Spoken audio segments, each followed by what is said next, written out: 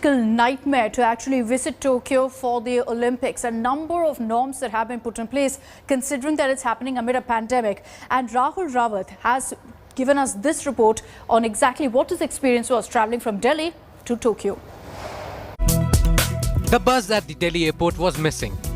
And considering the times we are living in, it was expected. The Indian women's tennis team of Sania Mirza and Ankita Raina was also headed to Tokyo to join the rest of the contingent at the Olympic Village, which is also under a cloud of fresh COVID cases now.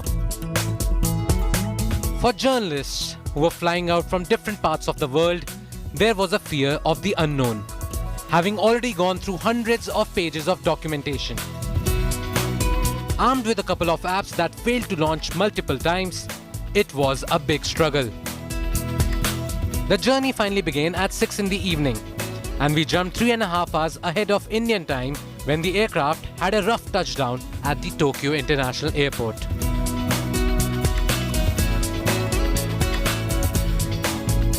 Perhaps it was a sign of things to come. While the airport wore a deserted look, the volunteers were spread all across trying to help foreign nationals. Business compliances and regulations laid down by the government and the organizing committee turned out to be a massive time-consuming exercise. There were hardly any passengers in the aircraft, and the airport also presented a similar look.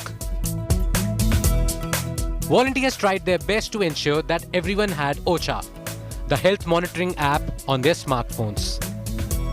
As it turned out, everyone had it, but it was hardly working to its full potential. Gradually, as one moved ahead from one section of volunteers to the other, the volume of papers that one was holding kept on increasing. A couple of hours after going through the so-called routine processes, we reached the COVID testing area. And in an Atmanirbhar kind of a way, one had to spit into a plastic tube before submitting the sample. Then the wait for the report began. It took them 45 to 50 minutes, and when the results finally arrived, there was a sense of relief. But all this while, the lull around was hard to avoid. After all, the Olympics were just 2 sleeps away. There were still a couple of formalities to go through, but in 3.5 hours, all was done. Some say we were lucky because there were other foreign nationals who took 4 to 6 hours to get through that tedious process. I had the 4 hours in the formulars electronic and the test COVID. It's very tired, but the Olympic Games is the people. So how much time did it take for you to get this paperwork done? The airport, the 4 hours. Amid protest and fear of COVID, the Japanese government and the IOC are fighting a tough battle, and a safe Olympics will be nothing less than gold. But for now, the buzz surely is missing. The Olympics are a celebration of sports with festivities all around. But this time, the emotions are running a little dry in this host city because of the impact that this pandemic has had in the lives of everyone. But the show must and will go on. With video journalist Shiv Prashant, this is Rahul Rawat in Tokyo for India Today. These are extraordinary circumstances. The Olympic Games are being held amid a pandemic, and you can see that there is quite a bit of stress and pressure for the players, for the organizers, for the coaches, for everyone involved. Boria Majumdar is in Tokyo, and he's filed this report on how even eating out, having breakfast, is such a tedious task because there's such a fear of catching the virus. So here we are at the breakfast hall of the hotel. People here are all picking up their breakfast. You can also take takeaway because you do not want to sit here, and if there is a crowd, that's what you need to do. Staying safe is the most important issue at this point in time here in Japan. I'm going to go there. If you can see, you can eat these dishes in your room. That's the most important point, and we will precisely do that. Here is the takeaway bag. So I'm going to take this. I'm going to put my cutlery in this.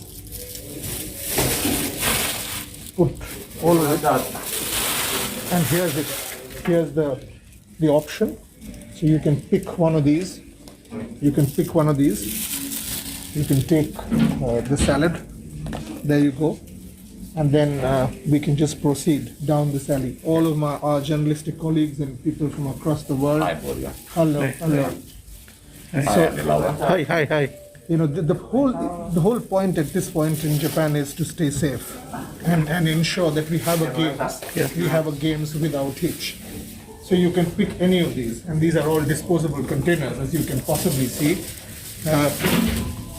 You can take any of this. You can take your milk. You can take your yogurt, your fruit, and move on. So honestly, the bubbles are in place, but to enforce the rigidity and the strictness of the bubble is very difficult, and we know that from our experience in India. That's precisely the challenge the organizers are facing at this point in time. I'll keep bringing you such ground reports from here in Tokyo. Keep watching this space as I take my breakfast. Here's my orange juice.